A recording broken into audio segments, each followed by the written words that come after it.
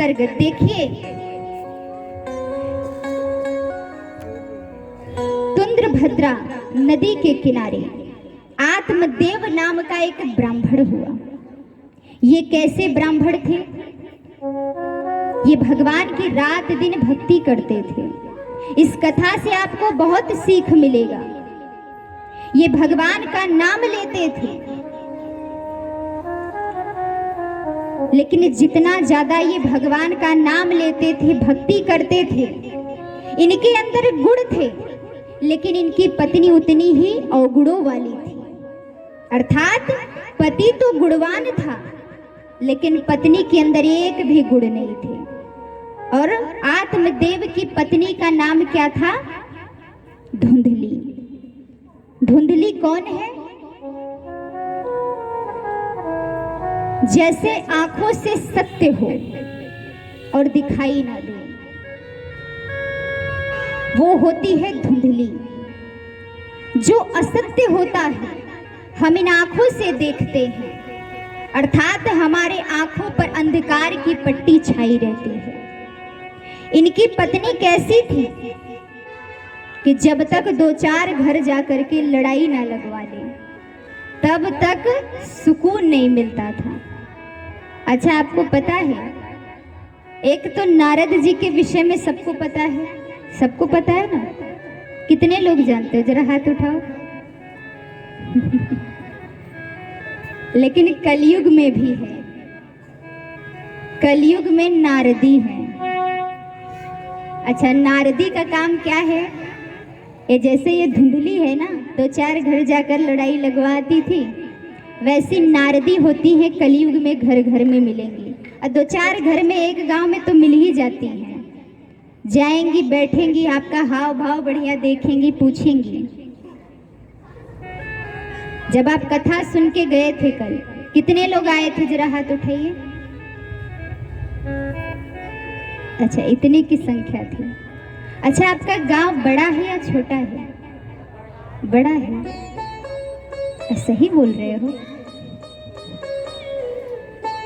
गांव बड़ा है तो बाकी सब कहाँ चले गए?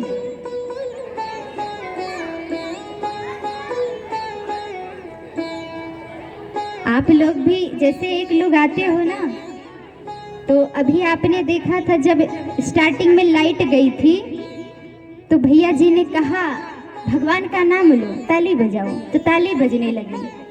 हाँ, हरि नाम कीर्तन होने लगा। तो ऐसे जब आया करो तो एक को खींच के आया करो।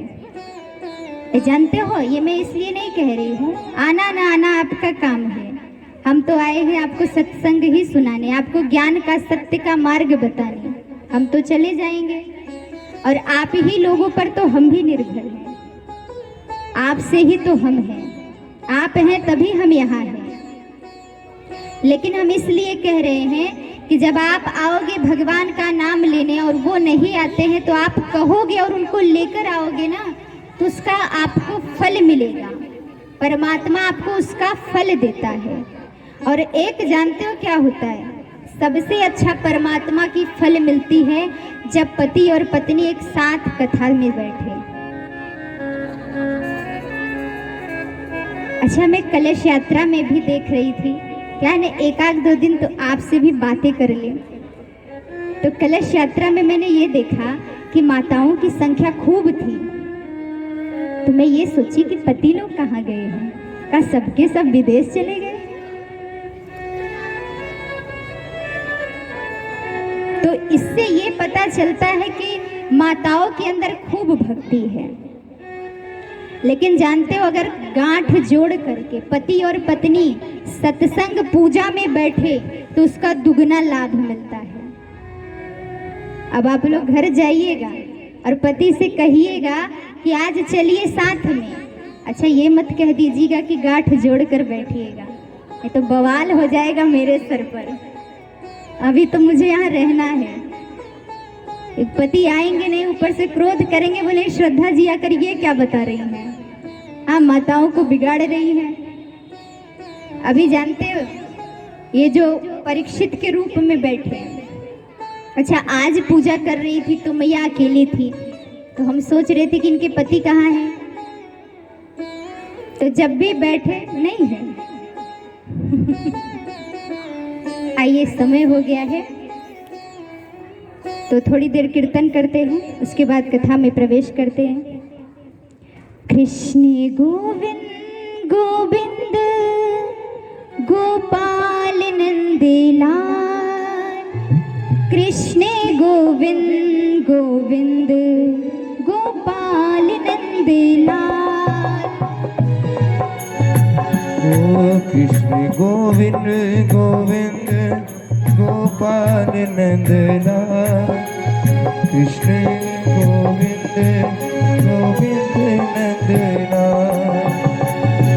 हे गोपाल नंदलाल, हे गोपाल नंदलाल, हे गोपाल नंदलाल, हे गोपाल नंदलाल, हे गोपाल नंदलाल, हे गोपाल नंदलाल। हे गोपाल नंदलाल, हे गोपाल नंदलाल। कृष्ण गोविंद गोविंद गोपाल नंदलाल, कृष्ण गोविंद गोविंद नंदलाल गोपाल, कृष्ण गोविंद गोविंद नंदलाल नंदलाल। बोलिए उमापति महादेव की। जय हो। लेकिन ये जो ब्राह्मण थे आत्मदेव, इनके पास सब कुछ था, दिन रात भगवान का नाम लेते थे, लेकिन एक भी संतान नहीं था। तो आत्मदेव ने विचार किया कि मेरा खुद का कोई संतान नहीं है, तो वो अपने घर पे एक गौ माता को लेकर आते हैं और ये सोचते हैं कि इस गौ माता से जो संतान होंगे उन्हें मैं अपना संतान मान लूंगा और इसी से मैं प्रसन्न हो जाऊंगा कि परमात्मा ने मुझे संतान दे दिया है। लेकिन दुर्भाग्यवश कि वो संतान, वो जो गौ माता थी, वो भी नहीं दी, वो दुर्भाग्यवश बाज निकली। ये आत्मदेव ऐसे ब्राह्मण थे, अगर इनके यहाँ कोई वृक्ष लगा दिया जाए तो वो वृक्ष भी सूख जाता था। कई लोग थे जो खूब ताने मारने लगे, आत्मदेव से कहने लगे, अरे ये कितना बड़ा अभागा है, किसके द्वार पर अगर एक गौ माता बंधी तो वो भी बाँझ निकल गई, एक वृक्ष रहता है तो वो भी सूख जाता है। आत्मदेव इस बात से बहुत दुखी होते हैं, विचार कर लिया कि अब जीना नहीं है और नदी के किनारे आत्मदेव चले जाते हैं। आज जैसे ही आत्मदेव उस नदी में छलांग लगाने के लिए अपने कदम को बढ़ाते हैं कि एक संत हाथ पकड़कर खींच लेते हैं और पूछते हैं कि तुम अपने प्राण क्यों दे रहे हो, किस कारण? आत्मदेव ने कहा कि मेरे पास सब कुछ है, मैं परमात्मा का दिन रात नाम लेता हूँ, मैंने अपने जीवन में इतना दान किया है, गरीबों की सेवा किया है, लेकिन फिर भी परमात्मा ने मेरे ऊपर कृपा नहीं किया। मैं आज अपने शरीर का त्याग कर दूंगा, मेरे जीवन में एक संतान की चाह थी, वो भी नहीं है। अरे मैं तो ये सोच रहा हूँ कि मेरे मरने के बाद मेरा अंतिम संस्कार करने वाला मेरा कोई नहीं होगा। अगर आज मेरा कोई संतान होता तो मेरी मृत्यु के बाद वो मेरा दाह संस्कार करता, मुझे तो मुक्ति भी नहीं मिलेगी। संत ने सुना, संत ने कहा, क्या तुम्हें ऐसा लगता है कि एक जो संतान होता है वही पिता के अंतिम समय पर अगर अंतिम संस्कार ना करे तो मुक्ति नहीं मिलती? अगर ऐसा हो गया इस संसार में तो फिर इस संसार में तो ना जाने कितने ऐसे लोग हैं जिनके संतान नहीं है। और तुम ये विचार क्यों कर रहे हो कि मेरा कोई संतान होगा तो ही मुझे मुक्ति मिलेगी? अरे जब स्वयं तुम्हारे हाथ पांव है, स्वयं तुम अच्छे कर्म कर सकते हो, स्वयं तुम अच्छी भक्ति कर सकते हो, भगवान तो तुम्हारा कल्याण स्वयं तुम्हारे कर्मों के अनुसार करेंगे, फिर भी तुम संतान के लिए सोच रहे हो। जैसे ये बात समझाते हैं तो यहाँ कहते हैं आत्मदेव, मानव का स्वभाव ही है। कहते हैं फिर भी मेरी एक इच्छा थी कि मेरा कोई एक संतान हो जाए। संत ने कहा ठीक है, अगर तुम ये चाहते हो तो यही होगा। एक प्रसाद देते हैं, फल दिया, कहा ले जाओ और अपनी पत्नी को खिला देना, वो गर्भवती हो जाएगी।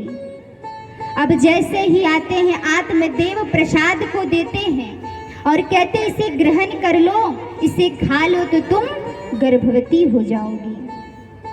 अब बैठी थी फल को लेकर विचार कर रही है, खाऊं कि ना खाऊं, खाऊं कि ना खाऊं। अब वो सोचने लगी, अगर मैंने इस फल को खा लिया और कहीं मैं सत्य में गर्भवती हो गई तो मैं 2-4 घर में जब तक जाती नहीं, लड़ाई नहीं करवा देती, तब तक तो मुझे रोटी भी हजम नहीं होता। तो 9 महीने के लिए तो मैं बंध जाऊंगी। और माना ठीक है, खा भी लेती हूँ, गर्भवती हो भी जाऊंगी। तो 9 महीने के बाद जब वो संतान जन्म लेगा तो उसकी सेवा कौन करेगा? अरे उसकी गंदगी को कौन साफ करेगा? अब यही विचार करते करते सोच रही थी कि उसी समय उसकी एक छोटी बहन आती है और जैसे ही छोटी बहन आती है, पूछती है तो सारी बातें बताती है। बहन थोड़ी लालची थी तो बहन ने कहा सुनो,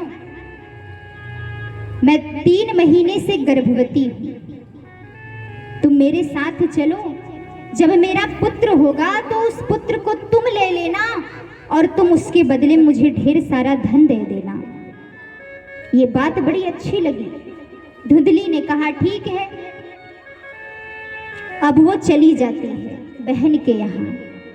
9 महीने जैसे बीतता है, देखिए वो जो प्रसाद था, जब बहन जाने लगी तो क्या कहती है, उसने पूछा इस प्रसाद का क्या करूं?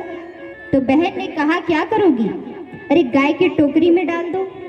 उस प्रसाद को उठाकर गाय की टोकरी में डाल दिया और ठीक 9 महीने बीतता है तो वहां उसकी बहन के यहाँ संतान होता है और यहाँ गौ माता को भी संतान होता है। उस प्रसाद का ये प्रभाव था। तो नाम क्या पड़ता है? जो गौ माता से संतान जन्म लेता है, शरीर था मानव का लेकिन मुख था गौ का, गाय का, तो नाम पड़ा गौकर्ण। और जो धुंधली अपना पुत्र बनाकर लाती है, उसके बहन के पुत्र का नाम पड़ता है धुंधकारी। ये जो गौकर्ण थे, ये इतने गुणवान थे, इनके अंदर 100 गुणों समान थे ये। और जितना गुणवान थे, माता पिता की सेवा करना, उनकी आज्ञा का पालन करना, सब कुछ करते थे।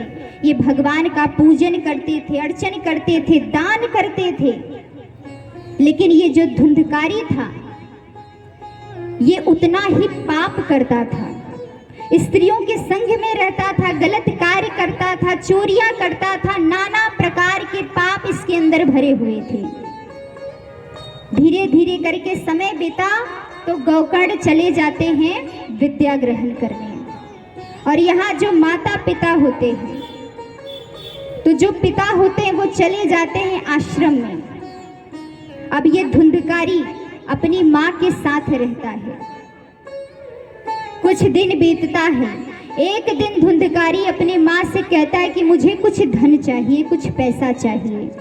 माँ ने देने से मना कर दिया तो माँ को धक्का दे देता है और दीवार में जाकर सर टकरा गया और माँ का सर तुरंत ही फूट जाता है और मृत्यु हो जाती है वहीं पर। धुंधली की मृत्यु हुई वहां पर। अब धुंधकारी घर में पूरे अकेले हो गया।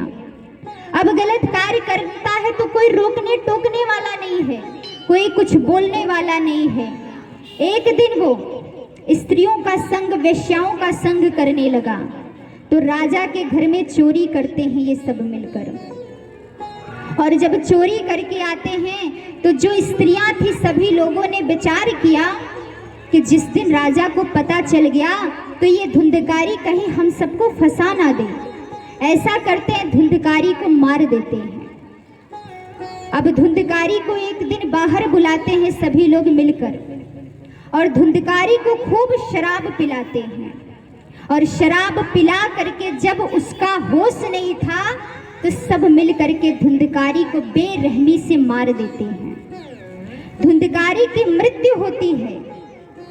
यहाँ भाई गोकर्ण को जब पता चलता है तो भाई गोकर्ण आते हैं, भाई का अंतिम संस्कार करते हैं। जब अंतिम संस्कार कर दिए, घर को शुद्ध पवित्र कर दिए, सब संस्कार करने के बाद जब गोकर्ण जी रात में सो रहे थे, तब रात्रि में आवाज आती है। जैसे गोकर्ण के लिए आवाज आती है, वैसे उठ के खड़े हो जाते हैं और पूछते हैं तुम कौन हो। आवाज आती है कि मैं तुम्हारा भाई हूँ धुंधकारी। गोकर्ण ने कहा मैंने तो तुम्हारा अंतिम संस्कार कर दिया है, अपने घर को पवित्र कर दिया है, लेकिन फिर भी तुम यहाँ आ गए हो।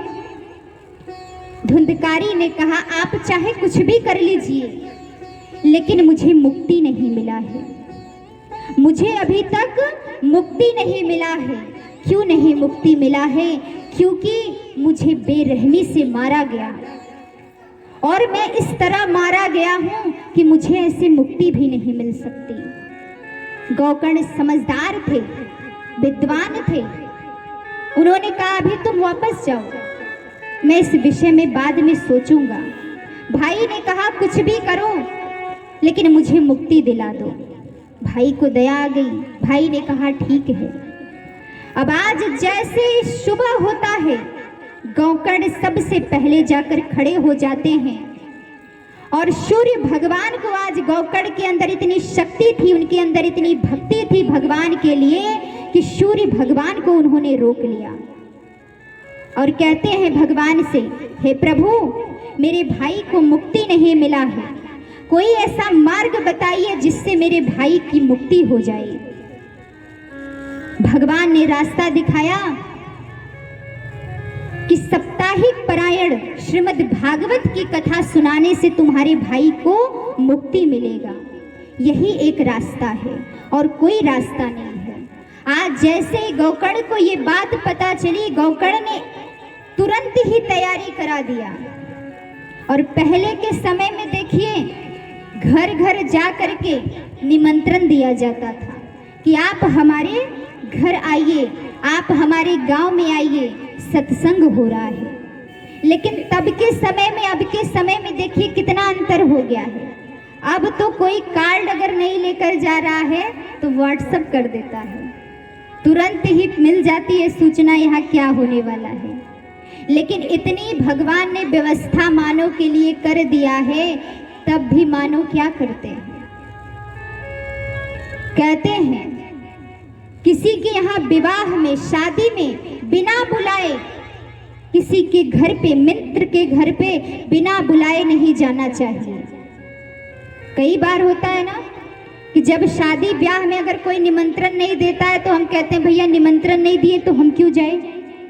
लेकिन एक ऐसा स्थान है, आप रामचरितमानस की कथा को श्रवण करते हो। भगवान शंकर ने जब सती ने ये कहा कि मुझे अपने मायके जाना है, तो उसी समय भगवान भोलेनाथ ने क्या कहा था कि तुम्हारे पिता ने तुम्हें निमंत्रण नहीं दिया है तो तुम बिना निमंत्रण के नहीं जा सकती हो सती। उसी समय सती ने क्या कहा कि मित्र के घर तो जा सकते हैं, माँ बाप के घर तो बिना बुलाए जा सकते हैं, लेकिन भगवान कहते हैं कि सिर्फ और सिर्फ एक स्थान है जहाँ बिना बुलाए आप जा सकते हो। वो स्थान क्या है? भगवान का धाम है, भगवान का सत्संग है। इसके लिए आपको इंतजार नहीं करना चाहिए कि कोई हमें निमंत्रण दे तभी हम जाए। भगवान के धाम तो सबके लिए खुले हैं, यहाँ तो बिना बुलाए आना चाहिए।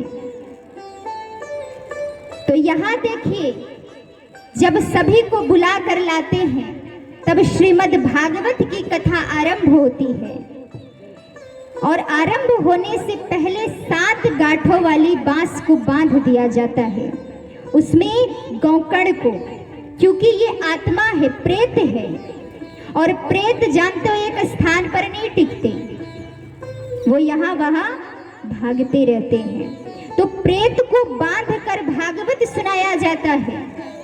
एक एक दिन बीतता है, जैसे ही एक एक बांस की गांठ फूटती है, और धीरे धीरे करके 7 दिन की जैसे ही कथा पूरी होती है, 7 गांठ फूटती है, और उसमें से एक दिव्य सुंदर पुरुष आता है। जैसे ही प्रकट होता है, 7 दिन की साप्ताहिक महापुराण की कथा जैसे ही पूरा होता है, वैसे ही भगवान नारायण स्वयं ही सिंहासन समेत आते हैं और अपने भक्त को अपने धाम ले जाने के लिए आते हैं। बोलिए वृंदावन बिहारी लाल की जय हो। अब आप विचार करिए कि आप भी कथा सुनने बैठे हो। धुंधकारी ने जब 7 दिन की कथा सुनी तो भगवान आकर विमान लेकर के उसे अपने श्रीधाम लेकर गए, और 7 दिन बीतने के बाद अगर आपके पास भगवान ना आए तो आप क्या कहोगे कि हमने भी तो 9 दिन की कथा सुनी, तो भगवान हमें लेने क्यों नहीं आए? इसका कारण है, जिस कथा को आप श्रवण अभी कर रहे थे, ये धुंधकारी एक एक दिन की जब कथा को सुनता था तो हर दिन रोता था, हर दिन अपने आप को कोसता था, हर दिन वो कहता था कि हे प्रभु, मैं कितना बड़ा अभागा हूँ, मेरा कितना बड़ा दुर्भाग्य है कि जब मेरा शरीर था, जब मैं मनुष्य था, जब मेरे हाथ पांव थे तो मैं गलत कार्य करता था। जिस कथा को मुझे प्रेत योनि प्राप्त होकर के मैं सुन रहा हूँ, अगर मनुष्य योनि में रह करके मैंने इस कथा को श्रवण किया होता, अगर मैं गलत कार्य नहीं करता, अगर मैं पाप नहीं करता, तो शायद इस कथा को श्रवण करके मुझे स्वर्ग लोक प्राप्त हो गया होता। लेकिन आप और हम क्या करते हैं? कथा होती है, बैठते हैं, जैसे ही कथा पूरी हुई उठते हैं, पल्ला झाड़कर चले जाते हैं। कहते हैं जब कथा श्रवण करने बैठो तो चिंतन मनन